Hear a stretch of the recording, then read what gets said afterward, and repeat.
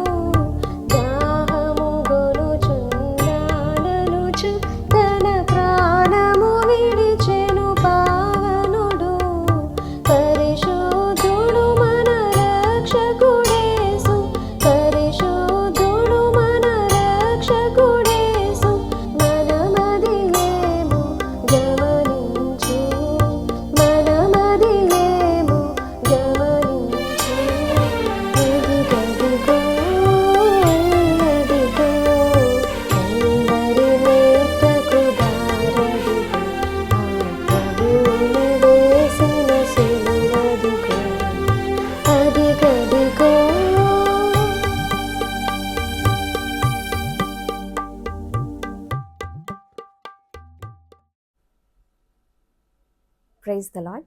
శ్రమల కాల ధ్యానాలలో ఏకీభవిస్తున్న మీ అందరికీ మన ప్రభువును ప్రియరక్షకుడైనటువంటి యేసుక్రీస్తు నామమున శుభాలు తెలియజేస్తూ ఉన్నాను. నేటి దినము ఈ సిలువ ధ్యానాలలో మనం ధ్యానించబోయేటువంటి అంశము సంపూర్ణత, కంప్లీట్నెస్. దీనినే అకంప్లిష్మెంట్ అని, అచీవ్మెంట్ అని, ఫుల్ఫిల్మెంట్ అని కూడా మనం అంటూ ఉంటాము. సంపూర్ణత అనగా ఏమీ కొరత లేకుండా, లేకపోతే ఏమీ లోపం లేకుండా పరిపూర్ణత కలిగి ఉండుట. సాధారణంగా మనం చేసేటువంటి పనులలో కానీ, ఉద్యోగాలలో కానీ, లేకపోతే దేనిలోనైనా కొరత ఏర్పడితే, లేకపోతే అది సరిగ్గా చేయకపోతే, దానిని సంపూర్ణము అని మనం అనము. ఒక్క మాటలో చెప్పాలి అనంటే, అది అసంపూర్ణముగా ఉన్నది అనేటువంటి మాటను మనం ప్రస్తావిస్తూ ఉంటాము. కాబట్టి అసంపూర్ణంగా చేసినటువంటి పనులకు గానీ, మనుషులకు కానీ ఎప్పుడూ కూడా ఈ లోకంలో లేదా ఈ సమాజంలో విలువ అనేటువంటిది ఎంత మాత్రము కూడా ఉండదు ప్రియా దేవుని బిడ్డలారా. కాబట్టి ఈ లోకంలో మనం విలువ కలిగి జీవించాలి అన్నా, లేకపోతే మన జీవితాలకు ఒక అర్థము ఉండాలి అనన్నా, ఖచ్చితంగా ప్రతి విషయము కూడా సంపూర్ణముగా మనము జరిగించవలసినటువంటి వారమై ఉన్నాము. కాబట్టి ఈ లోక సంబంధమైనటువంటి విషయాలు మాత్రమే కాదు కానీ, మానవులుగా ఆత్మీయ జీవితంలో కూడా సంపూర్ణత అనేటువంటిది మనకి చాలా అవసరమై ఉంటూ ఉన్నది. ఆత్మానుసారముగా ఆరంభించినటువంటి మన జీవితాలు ఆత్మానుసారంగా ముగిస్తేనే అది సంపూర్ణమైనటువంటి జీవితాన్ని జీవించినట్లు. అప్పుడే మానవులుగా మన జీవితాలకి నిజమైనటువంటి విలువ కలిగినట్లు ప్రియా దేవుని బిడ్డలారా. కాబట్టి అట్టి రీతిలో జీవించినటువంటి వ్యక్తే యేసుక్రీస్తు వారు. ఆయన ఆ సంపూర్ణమైనటువంటి జీవితాన్ని ఏ విధముగా జీవించారో ఈ దినము మనకివ్వబడినటువంటి సువార్త వాక్య భాగము మత్తయి సువార్త 27వ అధ్యాయము ద్వారా మనకి తెలియచేయబడుతూ ఉన్నది. మత్తయి సువార్త 27వ అధ్యాయము 45వ వచనం నుండి 49వ వచనం వరకు మనం చూస్తూ ఉంటే, ఈ మాటలు, ఈ వచనాలు మనకి చాలా సుపరిచితమైనటువంటివి. ఎందుకు అనంటే, ఇవి యేసుక్రీస్తు వారు సిలువలో పలుకుతున్నటువంటి 4వ మాటగా మనం చూస్తూ ఉన్నాం. దీనిని ఎడబాటు వార్త అని మనం అంటూ ఉన్నాము. ఈ యొక్క మాటలు గనక మనం చూస్తూ ఉంటే, యేసుక్రీస్తు వారు తండ్రి అయినటువంటి దేవుణ్ణి ప్రేమతో ప్రశ్నించినటువంటి మాటలుగా ఇవి మనకి కనిపిస్తూ ఉన్నాయి. వాస్తవానికి యేసుక్రీస్తు వారి సిలువలో మొదటి 3 మాటలు కూడా 9 గంటల నుండి 12 గంటల వరకు ఆయన మాట్లాడితే, ఇక్కడ 45వ వచనంలో మనకు తెలియచేయబడుతూ ఉన్నది, మధ్యాహ్నము మొదలుకొని 3 గంటల వరకు ఆ దేశమంతటా చీకటి కమ్మెను అని తెలియచేయబడుతూ ఉన్నది. అంటే యేసుక్రీస్తు వారు 4వ మాట మాట్లాడేటువంటి సమయానికి ఇంచుమించుగా అక్కడ 3 గంటల సమయం అయ్యింది అని మనకి వాక్యము ద్వారా స్పష్టము చేయబడుతూ ఉన్నది. అంటే 3 మాటలు మాట్లాడిన తర్వాత ఈ 4వ మాట మాట్లాడడానికి యేసుక్రీస్తు వారు ఎందుకు ఇంత మౌనముగా ఉండిపోయారు, లేకపోతే ఎందుకు ఇంత సమయాన్ని తీసుకున్నారు అని అంటే, ఆయన యొక్క గుండె ఎంతగానో బరువెక్కినటువంటి పరిస్థితి. మనం అంటూ ఉంటాము కదా, చాలా వేదనతో దుఃఖముతో ఉన్నప్పుడు, గుండె బరువెక్కినప్పుడు మనం నోటి నుండి మాటలు అనేటువంటివి రావు. యేసుక్రీస్తు వారు కూడా ఈ యొక్క పరిస్థితుల్లో అదే ఎదుర్కొంటూ ఉన్నారు. Maybe he couldn't take the silence of God. తండ్రి అయిన దేవుని యొక్క నిశ్శబ్దాన్ని ఆయన అంగీకరించలేనటువంటి పరిస్థితుల్లో ఎంతో వేదనతో దుఃఖముతో ఆయన మునిగి ఉన్నారు. కాబట్టి ఆయన 3 గంటలు ఏమీ మాట్లాడకుండా మౌనంగా ఉండిపోయి తర్వాత ఈ 4వ మాట మాట్లాడినట్లుగా మనం చూస్తూ ఉన్నాము. 46వ వచనంలో ఇంచుమించు 3 గంటలప్పుడు యేసు ఏలీ ఏలీ లామా సబక్తా అని బిగ్గరగా కేక వేసెను. ఆ మాటకు నా దేవా నా దేవా నన్నెందుకు చేయి విడిచితివని అర్థము. యేసుక్రీస్తు వారు ఏమని మాట్లాడుతూ ఉన్నారు ఆ సమయంలో అని అంటే, ఏలీ ఏలీ లామా సబక్తా. ఇది వాస్తవానికి అరమిక్ భాషలో యేసుక్రీస్తు వారు మాట్లాడుతూ ఉన్నారు. కానీ అక్కడ ఉన్నటువంటి ప్రజలందరూ కూడా యేసుక్రీస్తును అపార్థము చేసుకుంటూ ఏలీని పిలుస్తూ ఉన్నాడు ఆయన, ఏలీ వచ్చి ఒకవేళ సహాయం చేస్తాడేమో చూద్దాము అన్నట్లుగా యేసుక్రీస్తును అర్థం చేసుకున్నట్లుగా మనం చూడగలుగుతూ ఉన్నాము. ఇక్కడ పరిస్థితి కనుక మనం చూస్తూ ఉంటే, there was not only darkness over the land but in the minds and hearts of the people.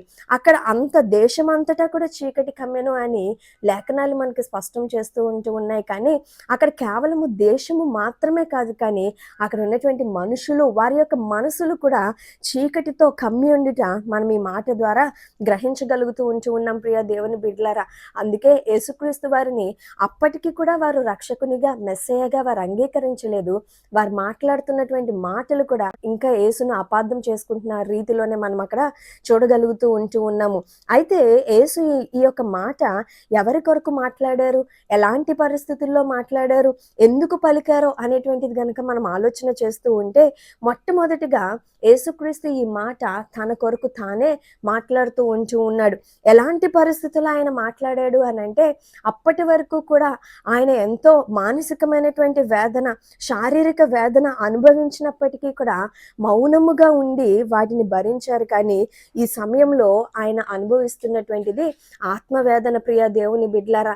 కాబట్టి ఆ ఆత్మ వేదనకు కారణమే తండ్రి నుండి దేవునికి కలిగినటువంటి ఎడబాటు. So this is not a cry against God, but it is a cry to God. అంటే ఇది దేవునికి వ్యతిరేకంగా పెట్టేటువంటి మొర కాదు, కానీ అది దేవుని కుమారుడు పెట్టేటువంటి మొరగా ఇక్కడ మనం ఇక్కడ చూడగలుగుతూ ఉన్నాము. ఆత్మవేదన నుండి, ఆక్రందన నుండి వచ్చిన ప్రశ్నే, నా దేవా నా దేవా నన్నెందుకు చెయ్యి విడిచితివి. ఈ ప్రశ్న వెనుక దాగి ఉన్నటువంటి కారణాలు గనుక మనం చూస్తూ ఉంటే 3 కారణాలు ఈ దినము మనము ధ్యానిద్దాం ప్రియ దేవుని బిడ్డలారా. మొట్టమొదటిగా యేసుక్రీస్తు వారు ఇక్కడ ఏం అనుభవిస్తూ ఉన్నారు, ఈ ప్రశ్న ఎందుకు ఆయన అడుగుతూ ఉన్నారు అని అంటే, మొట్టమొదటిగా కుమారుడిగా తండ్రితో కలిగినటువంటి ఎడబాటును బట్టి ఆయన ఈ మాటను మాట్లాడుతూ ఉన్నారు. యేసుక్రీస్తు ఈ లోకానికి వచ్చినది మొదలుకొని ఆయన ఎప్పుడూ చెప్పేటువంటి మాట, తండ్రికి కుమారుడిగా ఆయనకు ఉన్నటువంటి సందర్భాన్ని గురించి ఆయన అనేక సమయాలలో సంబోధించారు ప్రియ దేవుని బిడ్డలారా. పరలోకమందున్నటువంటి దేవుణ్ణి ఆయన ఎప్పుడు కూడా తండ్రి అని పిలవడము మనం చూడగలుగుతూ ఉన్నాము. లూకా సువార్త 2వ అధ్యాయము 49వ వచనంలో కూడా చూస్తే, నేను నా తండ్రి పనుల మీద ఉండవలనని మీరు ఎరుగరా అంటూ ఉన్నాడు. ఇంకా లాజరు మరణించినప్పుడు కూడా యోహాను సువార్త 11వ అధ్యాయం 41వ వచనంలో లాజరు తిరిగి లేచేటువంటి పరిస్థితుల్లో ఆయన అంటున్నాడు, తండ్రి నీవు నా మనవి వినినందున నీకు కృతజ్ఞతాస్తుతులు చెల్లించుచున్నాను. ఇలాగూ అనేక సందర్భాలలో ఆ పరమందున్నటువంటి దేవుణ్ణి ఆయన తండ్రి అని సంబోధిస్తూ ఉండేటువంటి వాడు. ఇంకా ఆయన అంటున్నాడు, తండ్రి నేను ఏకమై ఉన్నామని మీరు ఎరుగరా అని అనేక మార్లు మాట్లాడినటువంటి దేవుడు చివరకు సిలువలో మొదటి మాట 7వ మాట కూడా తండ్రి అని సంబోధించినటువంటి దేవుడు మాత్రం ఆ క్షణాన తండ్రి యొక్క ఎడబాటును బట్టి ఆయన నా దేవా అని పిలవడం మనం ఇక్కడ చూడగలుగుతూ ఉన్నాము. కాబట్టి తండ్రి కుమారుల యొక్క సంబంధము ఇక్కడ కొద్ది క్షణము కోల్పోయినట్లుగా మనం చూడొచ్చు ప్రియ దేవుని బిడ్డలారా. దీనినే పాల్ తిలక్ అనేటువంటి పండితుడు ఏమంటాడు అని అంటే, సస్పెండెడ్ రిలేషన్ ఆర్ ఎస్ట్రాంజ్మెంట్ అనేటువంటి మాటను ఉపయోగిస్తూ ఉంటాడు. అంటే వేరుపరచబడినటువంటి బంధము. ఈ బంధము ఎలాగుంది, యేసుక్రీస్తు వారు ఎలాంటి ఆత్మవేదన అనుభవిస్తూ ఉన్నారు అని అంటే, the hiding of his father's face was the most bitter SIP of the cup of sorrow. అంటే యేసుక్రీస్తుకి తండ్రి తన యొక్క ముఖమును మరుగు చేసుకోవడం అనేటువంటి పరిస్థితి ఎలాగుంది అని అంటే, ఆయన శ్రమల పాత్రలలో అత్యంత చేదైనటువంటి భాగాన్ని త్రాగుచున్నట్లుగా ఉన్నది ప్రియ దేవుని బిడ్డలారా. మరి ఒక భక్తుడు దీనిని ఎలాగూ వివరిస్తాడు అని అంటే, he was literally going through the hellish experience అంటాడు. అంటే యేసుక్రీస్తు వారు ఇంచుమించుగా ఆయన నరకపు వేదన అనుభవిస్తూ ఉన్నాడు. ఎలాగైతే నరకంలో తండ్రి యొక్క సన్నిధి, ఆయన యొక్క సహవాసం ఉండదో, అటువంటి భయంకరమైనటువంటి వేదన ఎలాగుంటుందో ఇక్కడ యేసుక్రీస్తు వారు కూడా అదే ఆవేదన గుండా ఆయన ప్రయాణిస్తున్నట్లుగా ఈ యొక్క భక్తుడు వివరిస్తూ ఉన్నాడు ప్రియ దేవుని బిడ్డలారా. ఎందుకు ఆయన తండ్రి నుండి ఈ ఎడబాటును కలిగి ఉండవలసి వచ్చింది అని అంటే, బికాస్ ఆఫ్ ఆర్ సిన్స్, మన యొక్క పాపాల నిమిత్తము ఆయన మన కోసము చెల్లిస్తున్నటువంటి వెలలో ఇంచుమించుగా చివరి పైసా వరకు కూడా ఆయన విలువైనటువంటి వెలను చెల్లిస్తూనే ఉన్నాడు ప్రియ దేవుని బిడ్డలారా. ఆయన మన కొరకు ఆ ఉగ్రత పాత్రలోనిది త్రాగుచు చివరి ఆ యొక్క చుక్క వరకు కూడా మన కొరకు త్రాగుచూనే ఉన్నాడు. ఇంకా హీ వాజ్ ఆఫరింగ్ హిమ్సెల్ఫ్. ఎంతవరకు ఆయన తనకు తాను సమర్పించుకుంటూ ఉన్నాడు అని అంటే, తన యొక్క చివరి రక్తపు బొట్టు కారేంత వరకు కూడా ఆయన మన నిమిత్తము తనకు తాను అర్పించుకుంటూ ఉన్నాడు ప్రియ దేవుని బిడ్డలారా. కాబట్టి మొట్టమొదటిగా ఆయన ఎందుకు నా దేవా నా చేయి విడిచితివి అని అంటూ ఉన్నాడు అని అంటే, కుమారుడైనటువంటి యేసుక్రీస్తుకి తండ్రితో కలిగినటువంటి ఎడబాటును బట్టి ఈ మాటను మాట్లాడుతూ ఉన్నాడు. రెండవది గనుక మనం చూస్తూ ఉంటే యేసుక్రీస్తు వారు తండ్రి యొక్క నిశ్శబ్దమును అక్కడ అనుభవిస్తూ ఉన్నారు.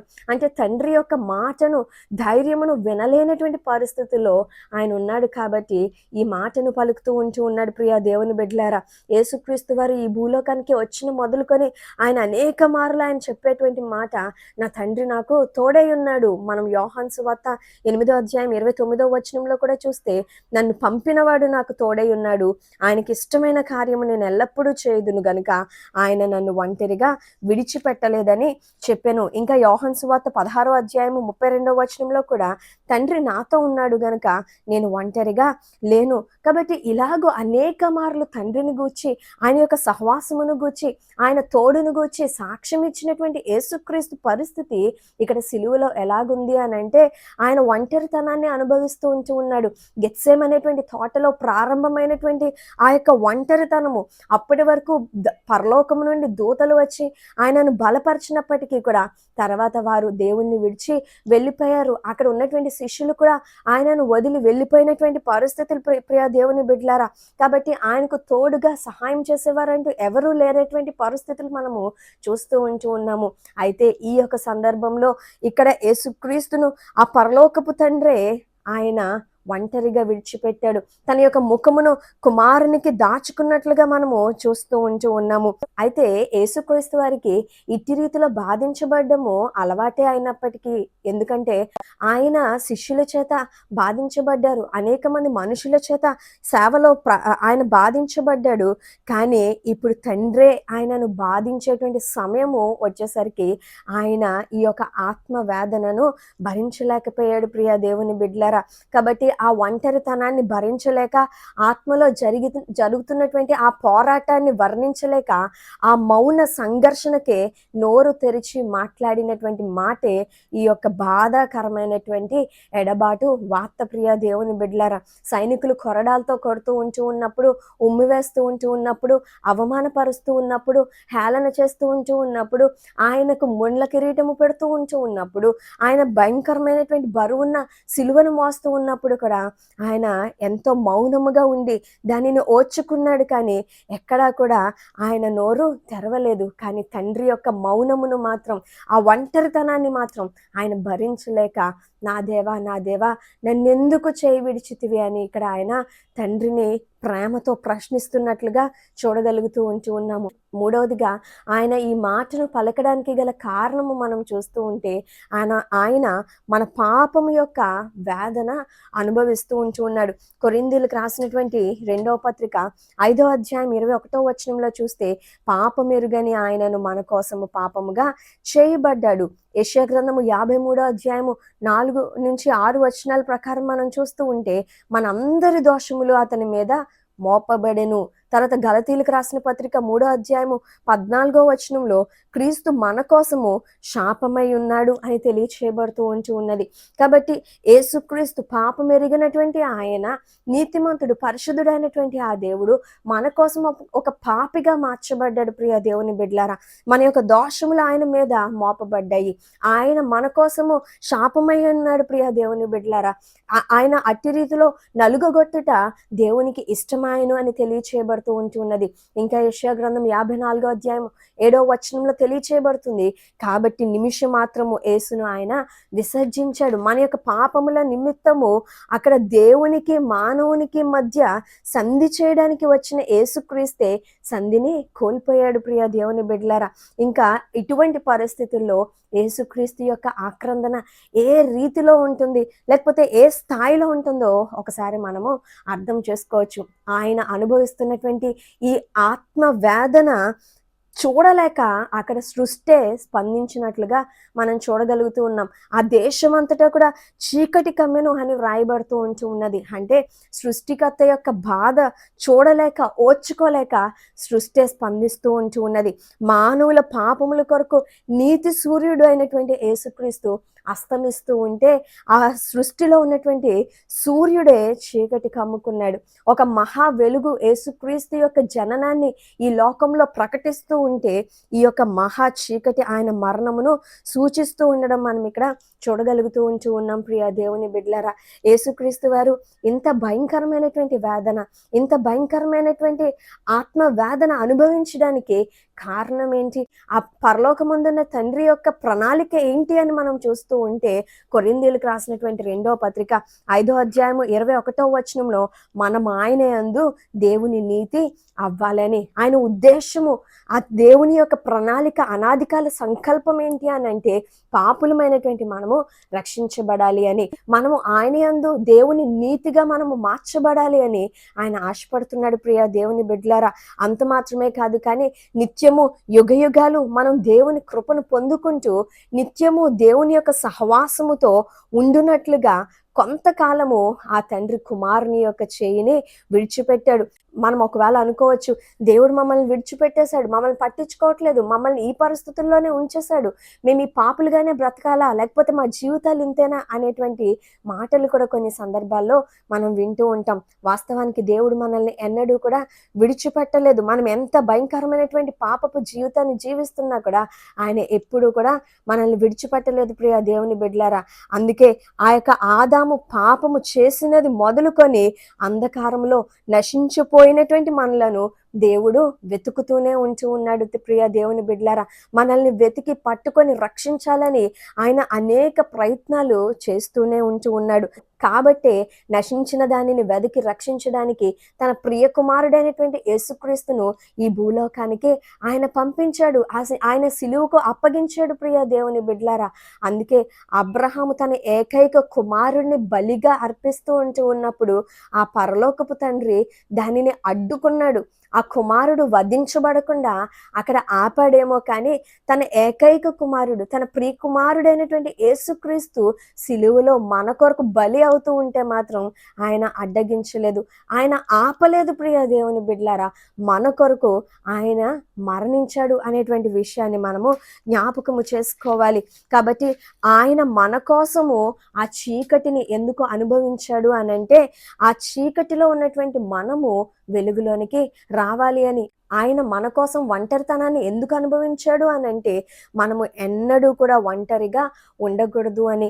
ఆయన మన కోసం ఆత్మవేదన ఎందుకు అనుభవించాడు అని అంటే మన ఆత్మ నశించిపోకూడదని. కొంతసేపు దేవుడు కుమారుని చేయి విడిచిపెట్టాడు, దాని ఫలితము మరెన్నటికీ విడిచిపెట్టకుండా పాపులమైనటువంటి మన చేతిని పట్టుకోవాలని ప్రియ దేవుని బిడ్డలారా. ఒక్క మాటలో చెప్పాలి అని అంటే యేసుక్రీస్తు వారు ఎంత శ్రమ అనుభవిస్తున్నప్పటికీ కూడా ఆయన దేవుని చిత్తాన్ని మాత్రం సంపూర్ణముగా జరిగించడానికి కారణము ఆయన సంపూర్ణతలో మనము కూడా పరిపూర్ణులుగా సంపూర్ణులుగా మార్చబడాలి అని.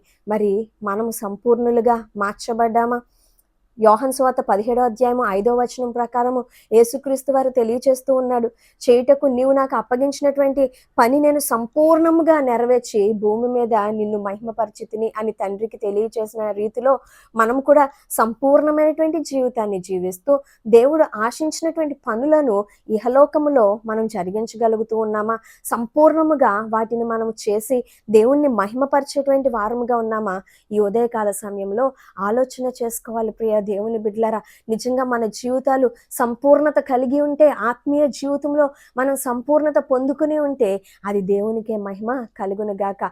లేదా ఇంకా అసంపూర్ణులుగా మనం జీవిస్తూ ఉంటే ఆయన సాధ్య సంఘంతో మాట్లాడుతూ ఉన్నాడు. ప్రకటన గ్రంథము 3వ అధ్యాయము 2వ వచనంలో నీ క్రియలు నా ఎదుట సంపూర్ణముగా నాకు కనబడలేదు.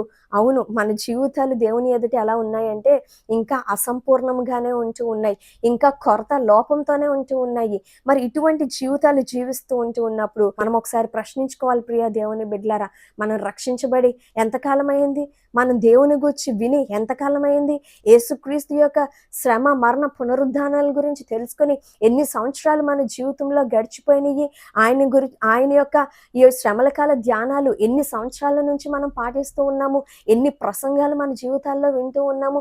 మన జీవితంలో ఇంకా ఎన్ని గుడ్ ఫ్రైడేస్, ఎన్ని ఈస్టర్స్ మన జీవితంలో దొర్లిపోయినాయి? ఒకసారి ఆలోచన చేద్దాం.